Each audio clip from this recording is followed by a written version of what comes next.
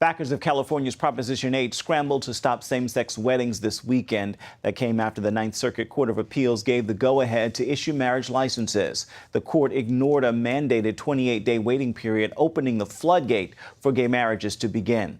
Saturday, Prop 8 sponsors filed an emergency motion asking the U.S. Supreme Court to step in and stop the weddings while they consider their next move.